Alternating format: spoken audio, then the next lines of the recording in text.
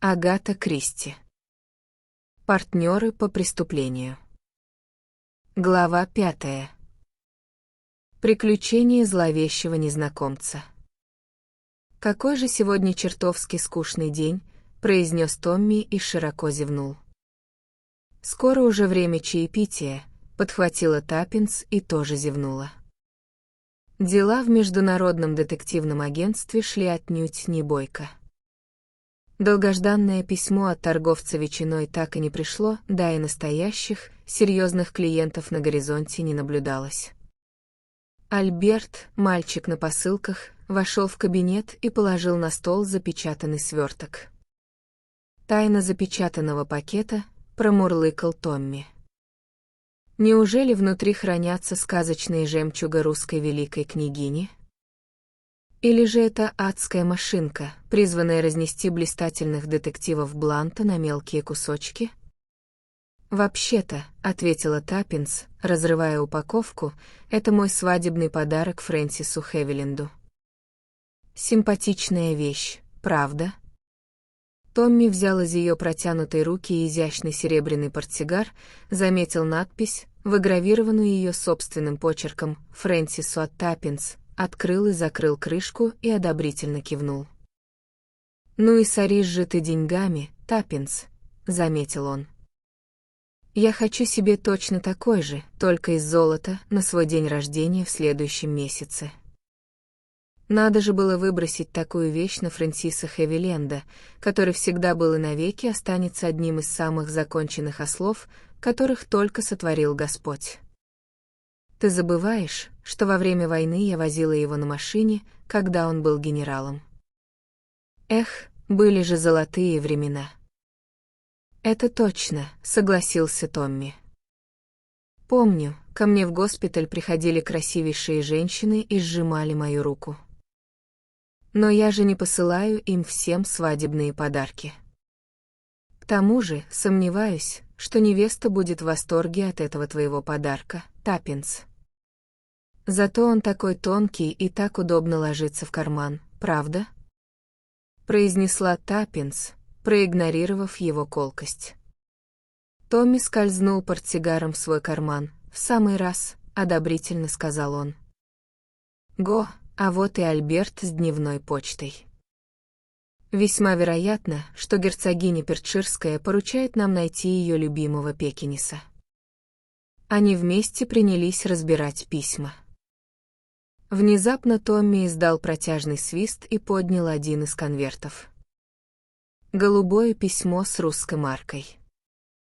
«Помнишь, что говорил шеф? Нам нужно внимательно отслеживать именно такие письма». «Как увлекательно», — отозвалась Таппинс. «Наконец-то хоть что-то произошло. Открой и посмотри, соответствует ли содержимое плану. Кажется, там должен быть торговец ветчиной. Подожди полминуты. Нам понадобится молоко к чаю. Утром его забыли оставить. Я отправлю Альберта в магазин». Отправив Альберта с поручением, она вернулась из приемной и увидела, что Томми держит в руках голубой лист бумаги. «Все именно так, как мы и думали, Таппинс», — заметил он. «Практически слово в слово то, о чем предупреждал шеф».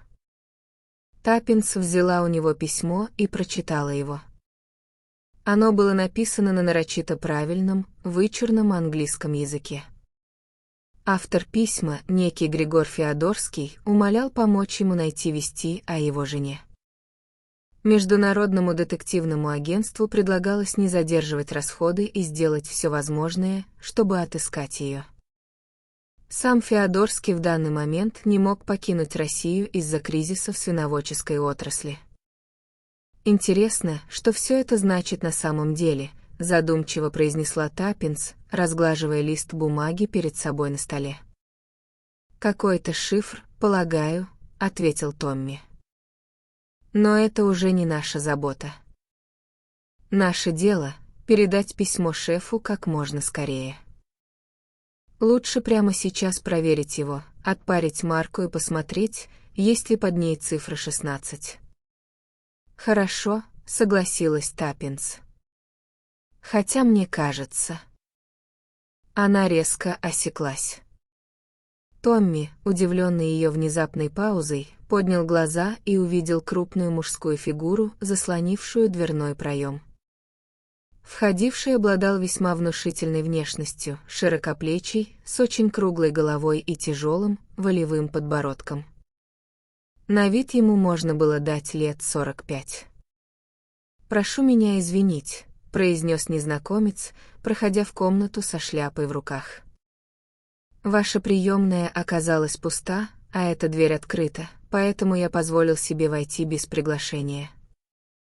Это ведь Международное детективное агентство Бланта, не так ли?» «Совершенно верно. И вы, вероятно, мистер Блант?» «Мистер Теодор Блант?» «Я мистер Блант. Вы хотели проконсультироваться со мной?» «Это моя секретарь, мисс Робинсон». Таппинс изящно наклонила голову, но продолжила внимательно разглядывать незнакомца сквозь опущенные ресницы. Ей было интересно, как долго он простоял в дверях и сколько успел увидеть и услышать. От ее внимания не укрылось, что даже во время разговора с Томми его взгляд раз за разом возвращался к голубому листу бумаги в ее руке. Голос Томми, в котором прозвучали резкие предупреждающие нотки, вернул ее к реальности. «Мисс Робинсон, будьте добры, ведите записи. А теперь, сэр, не согласитесь ли вы изложить суть дела, по которому вам потребовался мой совет?» Таппинс потянулась за блокнотом и карандашом. Крупный мужчина заговорил довольно резким, глуховатым голосом. «Меня зовут Бауэр. Доктор Чарльз Бауэр. Я живу в Хэмпстеде, где у меня своя врачебная практика. Я пришел к вам, мистер Блант, потому что за последнее время у меня произошло несколько весьма странных событий». «Да, доктор Бауэр. За последнюю неделю меня дважды вызывали по телефону к срочному пациенту, и в обоих случаях вызов оказывался ложным. В первый раз я подумал, что надо мной просто кто-то пошутил. Но вернувшись во второй раз, я обнаружил, что кто-то перерыл и переставил местами мои личные бумаги. Теперь я убежден, что то же самое произошло и в первый раз. Я провел тщательный осмотр и пришел к выводу, что мой письменный стол основательно обыскали, а разрозненные бумаги затем спешно вернули на место». Доктор Бауэр сделал паузу и уставился на Томми. «Ну и что вы об этом думаете, а?» «Что ж, доктор Бауэр», — ответил молодой человек с улыбкой. «Что вы можете сказать по этому поводу?» «Для начала я хотел бы узнать факты. Что именно вы храните в своем столе?» «Мои личные бумаги». «Совершенно верно. А из чего именно состоят эти личные бумаги? Какую ценность они представляют для обычного вора или для кого-то конкретного?» «Для обычного вора, как мне кажется, они не представляют вообще никакой ценности. Но вот мои заметки о некоторых малоизученных алкалоидах были бы весьма интересны любому, кто обладает техническими знаниями в этой области. Я занимался изучением этих вопросов последние несколько лет. Данные алкалоиды представляют собой смертельные, крайне опасные яды, и к тому же их практически невозможно обнаружить. Они не дают ни одной из известных химических реакций. Значит, секрет их получения стоит хороших денег? Для людей, нечистых на руку, безусловно. И кого же вы подозреваете? Доктор пожал мощными плечами. Насколько я могу судить, следов взлома снаружи дома не было. Это как будто указывает на кого-то из моих домашних, и все же я не могу поверить. Он резко оборвал сам себя и заговорил снова, но уже с очень озабоченным лицом. «Мистер Блант, я вынужден полностью довериться вам. Я не смею обращаться с этим делом в полицию. В своих 3 слугах я уверен почти на все 100%.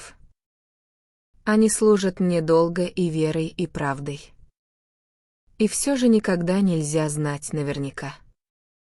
Кроме того, со мной живут 2 моих племянника, Бертрам и Генри. Генри — хороший мальчик, очень хороший.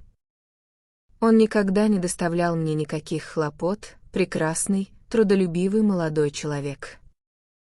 А вот Бертрам, с сожалением должен признать, совсем другого склада, вспыльчивый, расточительный и безнадежно ленивый. «Понимаю», — задумчиво произнес Томми. «Вы подозреваете, что ваш племянник Бертрам замешан в этом деле? А вот я с вами не согласен. Я подозреваю хорошего мальчика, Генри». «Но почему?» «Традиция. Прецедент». Томми непринужденно взмахнул рукой. «На моем опыте подозрительные личности всегда оказываются невиновны, и наоборот, мой дорогой сэр. Так что да, я однозначно подозреваю Генри». «Простите, мистер Блант», — вмешалась Таппинс подобострастным тоном. «Правильно ли я поняла доктора Бауэра, что эти заметки о малоизученных алкалоидах хранятся в столе вместе с остальными бумагами?» «Они хранятся в столе, моя дорогая юная леди, но в тайном выдвижном ящике, расположение которого известно только мне одному. По этой причине они до сих пор успешно ускользали от поисков». «И что именно вы хотите от меня, доктор Бауэр?» — спросил Томми. «Вы предполагаете, что будет предпринята еще одна попытка обыска?» «Именно так, мистер Блант. У меня есть все основания так думать. Сегодня днем я получил телеграмму от моего пациента, которого отправил в Борнмут несколько недель назад. В телеграмме сообщается, что мой пациент находится в критическом состоянии, и меня умоляют немедленно приехать. Настороженный событиями, о которых я вам рассказал, я сам отправил телеграмму с оплаченным ответом на имя этого пациента и выяснил, что он чувствует себя прекрасно и не посылал мне никаких вызовов. Мне пришло в голову, что если я сделаю вид, будто попался на эту удочку, и действительно уеду в Борнмут, у нас появится отличный шанс застать злоумышленников за работой. Они, или он, вне всяких сомнений, дождутся, пока все домашние отправятся спать, прежде чем начать действовать. Я предлагаю вам встретиться со мной возле моего дома в 11 часов вечера, и мы вместе изучим это дело. Рассчитывая, по сути, поймать их с поличным, Томми задумчиво постучал по столу ножом для бумаги. «Ваш план кажется мне отличным, доктор Бауэр. Я не вижу в нем ни единой накладки. Так, давайте уточним ваш адрес. Ларчес, Хэнгманс-Лейн. Боюсь, это довольно уединенное место. Зато оттуда открывается великолепный вид на пустошь». «Вполне вас понимаю», — произнес Томми. Гость поднялся со своего места. «В таком случае я буду ждать вас сегодня вечером, мистер Блант. Возле дома Ларчес. Скажем, без 5 минут 11, чтобы быть на верной стороне?» «Совершенно верно. Без 5:11. Всего доброго, доктор Бауэр». Томми встал, нажал на кнопку вызова на своем столе, и Альберт появился, чтобы проводить клиента. Доктор заметно хромал, но, несмотря на это, в его фигуре явно ощущалась мощная физическая сила. «Неприятный тип для схватки», — пробормотал Томми себе под нос. «Ну что, Таппинс, подруга, что ты обо всем этом думаешь?» «Я скажу тебе в 2 словах», — ответила Таппинс. «Человек с хромотой». Что? Я говорю, человек с хромотой. Мое изучение классики не прошло даром. Томми, вся эта история — чистейшей воды подстава. Малоизученные алкалоиды, как же? Я в жизни не слышала более слабой байки. Даже мне это показалось не слишком убедительным, признался ее муж. Ты видел, как он уставился на то письмо? Томми, он из их шайки. Они пронюхали, что ты не настоящий мистер Блант, и теперь жаждут нашей крови. В таком случае, сказал Томми, открывая боковой шкаф и с любовью осматривая ряды книг, наша роль выбирается легко. Мы — братья Оуквуд. И я буду Дезмондом, твердо добавил он. Таппинс пожала плечами. Ну ладно. Пусть будет по-твоему. Я с таким же успехом могу побыть Фрэнсисом. Фрэнсис из них двоих был куда сообразительнее. Дезмонд вечно попадает в неприятности, а Фрэнсис появляется в самый последний момент в обличье садовника или кого-то еще и спасает положение. «Аха!» — отозвался Томми. «Но я буду супер-Дезмондом. Когда я прибуду к дому Ларчис». Таппинс бесцеремонно перебила его. «Ты ведь не собираешься ехать в Хэмпстед сегодня вечером?» «Почему бы и нет?» Шагнуть прямо в ловушку с закрытыми глазами. «Нет, моя дорогая, шагнуть в ловушку с открытыми глазами. Это две большие разницы. Думаю, нашего друга доктора Бауэра ждет небольшой сюрприз». «Мне все это не нравится», — сказала Таппинс. «Ты же знаешь, что бывает, когда Дезмонд ослушивается приказов шефа и действует на свой страх и риск. Наш приказ был предельно четким — немедленно пересылать письма и тут же докладывать обо всем, что происходит». «Ты не совсем права», — возразил Томми. «Мы должны были доложить немедленно, если кто-нибудь придет и назовет цифру 16. Но этого никто не сделал». «Это пустая увертка», — отрезала Таппинс. «Ничего подобного. Мне просто хочется сыграть в одиночку. Моя дорогая Таппинс, со мной все будет в порядке. Я пойду туда вооруженным до зубов. Самое главное, я буду на чеку, а они об этом даже не догадаются. И шеф еще погладит меня по головке за отлично проведенную ночную работу». «Что ж», — произнесла Таппинс, — «мне все это не нравится. Этот человек силен, как горилла». «Ах!» — отмахнулся Томми. «Но ты только подумай о моем пистолете с вороненным стволом». Дверь приемной открылась, и на пороге появился Альберт. Прикрыв за собой дверь, он подошел к ним с конвертом в руке. «К вам, джентльмен», — сообщил Альберт.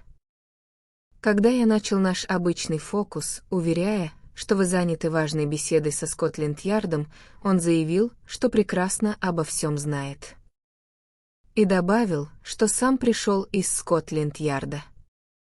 Он что-то написал на карточке и засунул ее вот в этот конверт». Томми взял конверт и вскрыл его. Пока он читал записку, по его лицу расползлась ухмылка. «Этот джентльмен просто позабавился за твой счет, сказав тебе самую чистую правду, Альберт», — заметил он. «Проси его войти». Он бросил карточку Таппинс. На ней было отпечатано имя детектив-инспектор Димчерч, а чуть выше карандашом стояла размашистая надпись «Друг Мариатта». Уже через минуту детектив из Скотленд-Ярда входил во внутренний кабинет. По внешнему виду инспектор Димчерч был совершенно того же типа, что и инспектор Мариатт, низкорослый, коренастый, с проницательными, живыми глазами. добрый день», — бодро произнес детектив. «Марриott уехал в Южный Уэльс, но перед отъездом попросил меня присмотреть за вами обоими и за этим местом в целом». «Полноте, сэр», — продолжил он, видя, что Томми собрался его перебить, «мы обо всем осведомлены. Это не по нашему ведомству, и мы в ваши дела не вмешиваемся. Но в последнее время кое-кто пронюхал, что здесь все далеко не так просто, как кажется. Сегодня днем у вас побывал один джентльмен. Я не знаю, кем он вам представился, и не знаю его настоящего имени, но кое-что о нем мне все же известно. Достаточно для того, чтобы захотеть узнать больше. Я ведь прав, если предположу, что он назначил вам встречу на сегодня в каком-то конкретном месте? Совершенно правы. Я так и думал.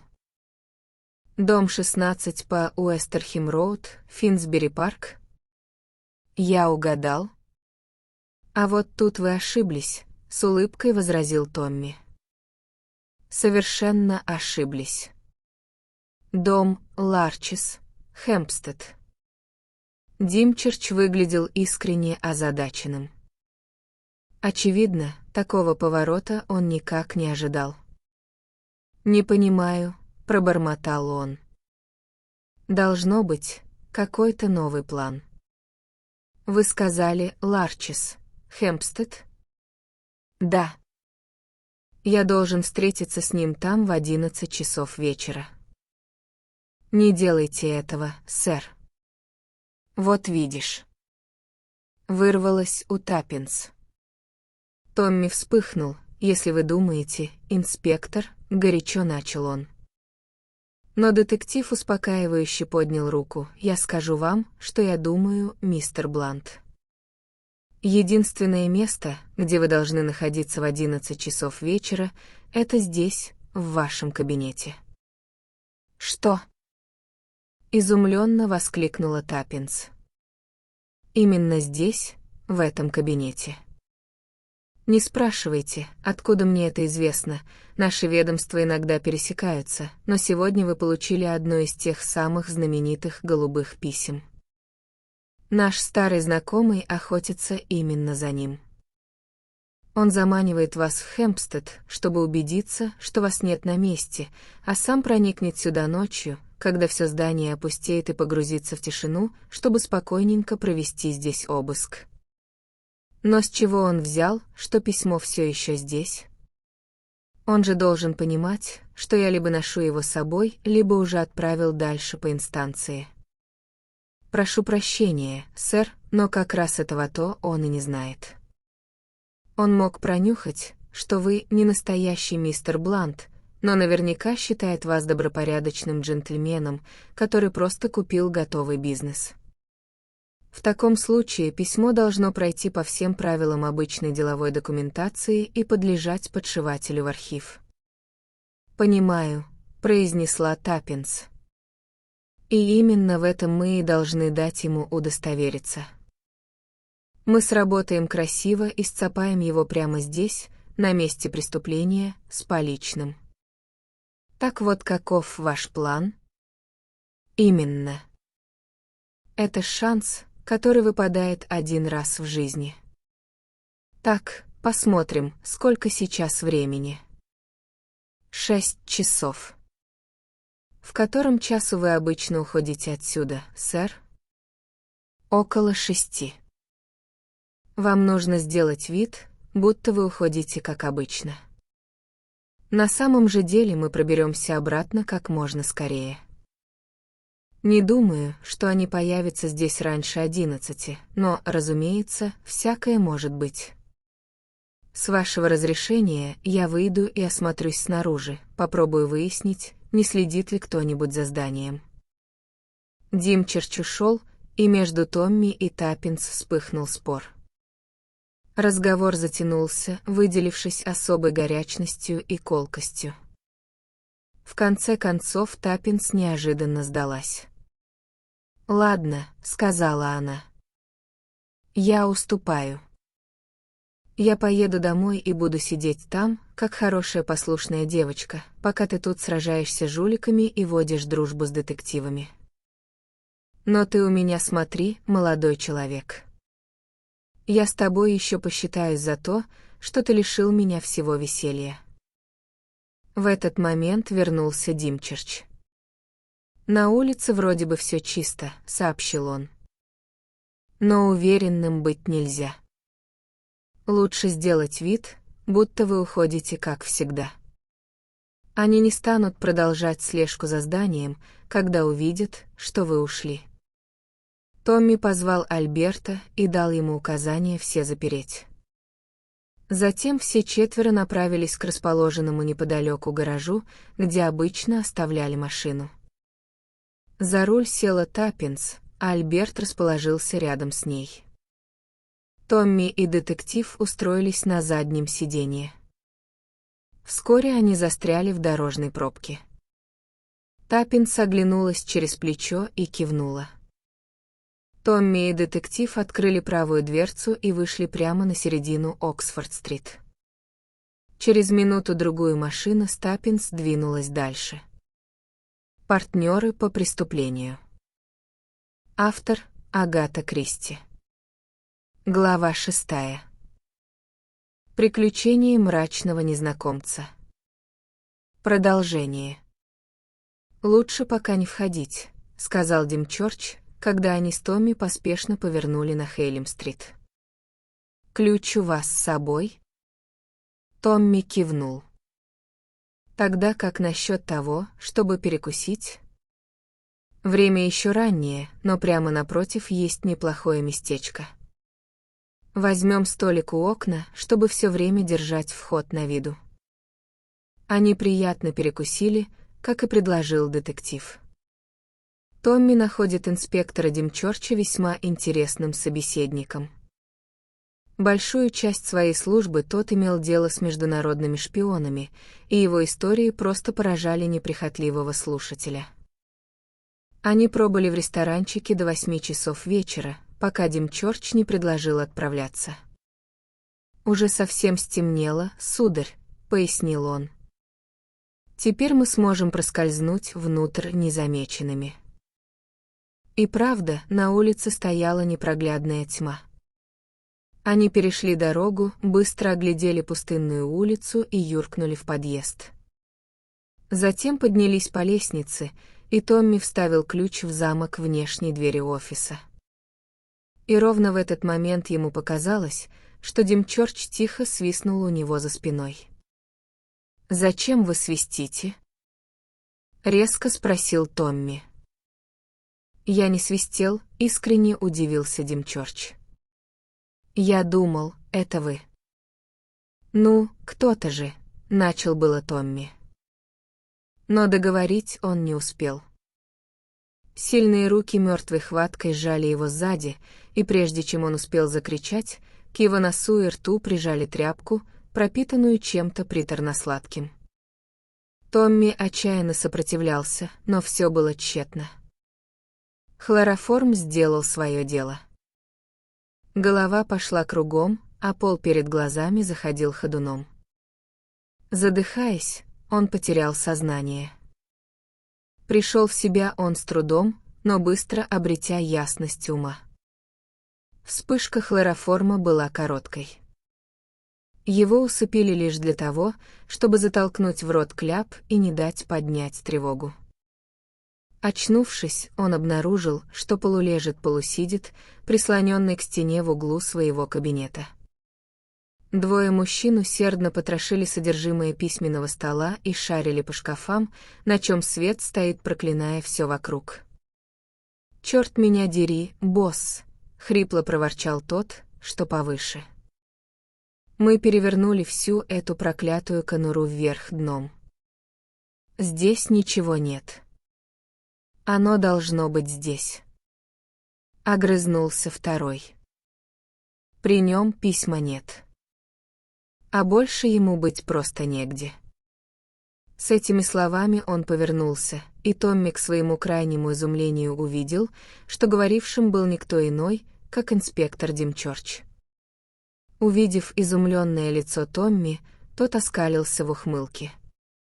«А, наш молодой друг снова с нами», — произнес он. «И немного удивлен?» «Да, слегка удивлен. А ведь все было так просто. У нас возникли подозрения, что с Международным детективным агентством не все чистые руки. Я вызвался проверить, так это или нет. Если новый мистер Блант действительно шпион, он будет проявлять осторожность. Поэтому первым я подослал своего старого доброго друга Карла Бауэра. Карлу было поручено вести себя подозрительно и выложить неправдоподобную историю. Он так и сделал, а затем на сцене появился я. Чтобы войти в доверие, я воспользовался именем инспектора Мариотта. Остальное было делом техники. Он усмехнулся. Томми ужасно хотелось сказать пару ласковых слов, но кляп во рту мешал ему. Кроме того, ему очень хотелось сделать кое-что еще, преимущественно руками и ногами, но, увы, об этом тоже позаботились. Его связали на совесть. Больше всего его поразила невероятная перемена, произошедшая с человеком, стоявшим перед ним. В роли инспектора Димчорча этот тип казался типичным англичанином. Теперь же в нем никто ни на миг не признал бы местного. Перед Томми стоял образованный иностранец, безупречно говоривший по-английски и без малейшего акцента. «Как Гинц, дружище», — обратился бывший инспектор к своему бандитского вида сообщнику. «Возьми дубинку и постой рядом с пленником. Я вытащу кляп. Вы ведь понимаете, дорогой мистер Блант, что с вашей стороны было бы непростительной глупостью поднимать шум? Впрочем, я уверен, вы это понимаете. Для своего возраста вы весьма сообразительный юноша». Ловким движением он вынул кляп и отступил на шаг. Томми размял затекшие челюсти, повел языком во рту, дважды сглотнул и не сказал абсолютно ничего.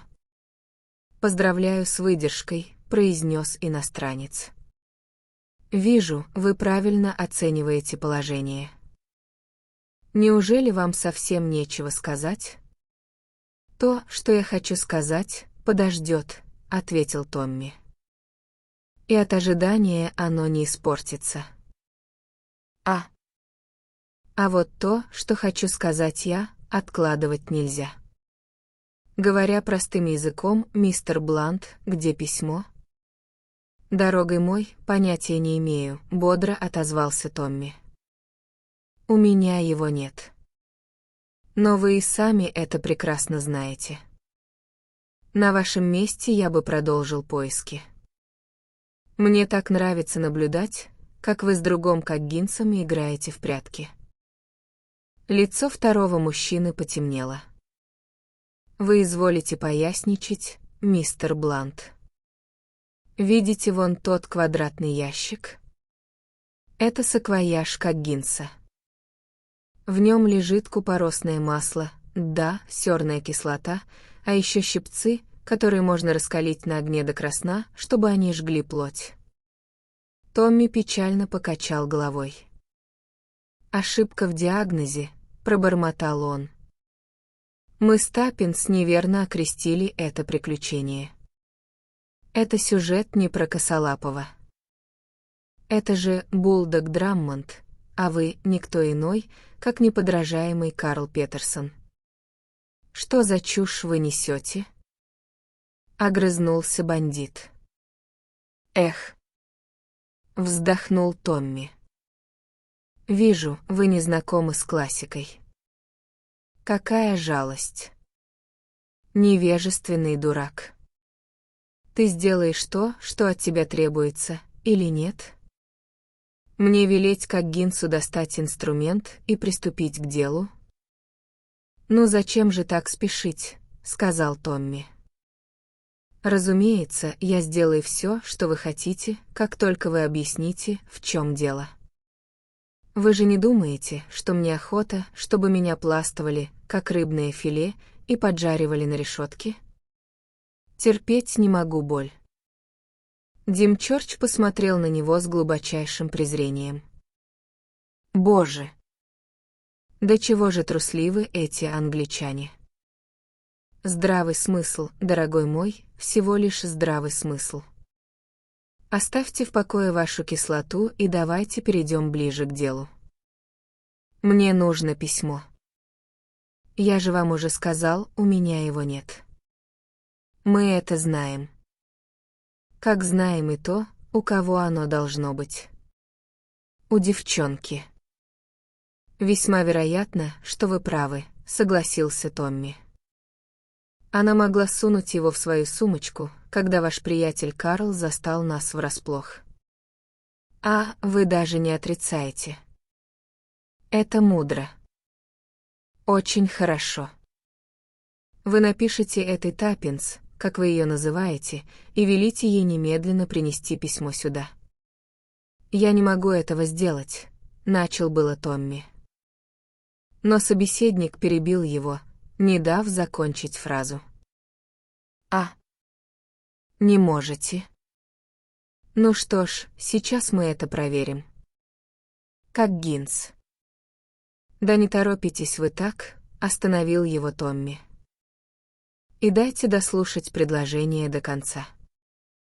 Я хотел сказать, что не могу этого сделать, пока вы не развяжете мне руки. Черт возьми, я ведь не цирковой урод, чтобы писать носом или локтями. Значит, вы согласны писать? Ну, конечно. Разве я не твержу вам об этом с самого начала? Я изо всех сил стараюсь быть приятным и любезным. Вы ведь не сделаете Таппинс ничего плохого? Я просто уверен, что нет. Она такая милая девушка. Нам нужно только письмо, отрезал Димчорч, однако на его лице промелькнула крайне неприятная ухмылка. По его знаку свирепый, как Гинс, опустился на колени и развязал Томми руки. Тот размял кисти, помахав ими в воздухе. «Так-то лучше», — бодро произнес он. «Не будет ли любезен добрый, как Гинс, подать мне перьевую ручку? По-моему, она на столе вместе с остальными моими личными вещами». Сволочной вид как Гинса не предвещал ничего хорошего, но он угрюмо принес ручку и дал лист бумаги. «Выбирайте выражение с умом», — угрожающе произнес Димчорч. «Содержание мы оставляем на ваше усмотрение, но неудача означает смерть. И поверьте, смерть медленную». «В таком случае», — ответил Томми, — «я уж постараюсь на славу». Он задумался на пару минут, а затем стал быстро набрасывать текст. «Как вам такой вариант?» — спросил он, протягивая готовое послание. «Дорогая Таппинс, можешь ли ты приехать прямо сейчас и привезти с собой то синее письмо? Нам нужно расшифровать его прямо здесь и сейчас. Спешу. Фрэнсис». «Фрэнсис?» — переспросил фальшивый инспектор, удивленно приподняв брови. «Разве именно так она вас называет?» «Поскольку вы не присутствовали на моих крестинах», — ответил Томми, — «вряд ли вы можете знать, мое это имя или нет. Но, полагаю, портсигар, который вы вытащили из моего кармана, служит отличным доказательством того, что я говорю правду». Его собеседник подошел к столу, взял портсигар, прочитал с едва заметной ухмылкой надпись «Фрэнсису от Таппинс» и положил его обратно. «Рад видеть, что вы ведете себя столь благоразумно», — сказал он. «Как Гинс, отдай эту записку Василию. Он дежурит на улице. Вели ему передать ее немедленно». Следующие 20 минут тянулись медленно, а следующие 10 — еще медленнее. Димчорч шагал взад и вперед, и лицо его становилось все мрачнее и мрачнее. Один раз он угрожающе повернулся к Томми. «Если ты дерзнул нас обвести вокруг пальца», — прорычал он. «Будь у нас колода карт, мы могли бы перекинуться в пикет, чтобы скоротать время», — лениво протянул Томми. «Женщины всегда заставляют себя ждать. Надеюсь, вы не собираетесь обижать крошку Таппинс, когда она придет?» Нет», — отозвался Димчорч. «Мы устроим все так, что вы отправитесь в одно и то же место, вместе». «Попробуй только, свинья», — тихо пробормотал Томми про себя. Внезапно во внешнем офисе началось движение. Мужчина, которого Томми до сих пор не видел, высунул голову и прорычал что-то по-русски. «Отлично», — сказал Димчорч. «Она идет. И идет одна». На мгновение сердце Томми сжала легкая тревога. В следующую минуту он услышал голос Таппинс. «Вот вы где, инспектор Димчорч. Я принесла письмо. А где Фрэнсис?» С этими словами она вошла в дверь, и Василий тут же набросился на нее сзади, зажав ей рот рукой. Димчорч вырвал у нее из рук сумочку и стал исступленно перерывать ее содержимое. Вдруг он выкрикнул победный возглас и поднял вверх синий конверт с русской маркой. Как Гинц хрипло зарычал от радости. И именно в эту минуту триумфа вторая дверь в личный кабинет Таппинс, бесшумно открылась. На пороге появились инспектор Мариот и двое вооруженных револьверами полицейских. Раздалась резкая команда «Руки вверх». Никакой драки не произошло. Бандитов застали вплотную и врасплох. Автоматический пистолет Димчорча лежал на столе, а двое других были невооружены. «Весьма недурный улов», — с одобрением произнес инспектор Мариот, защелкивая последнюю пару наручников. «Со временем, надеюсь, загребем еще больше». Побелев от ярости, Димчорч дико уставился на Таппинс.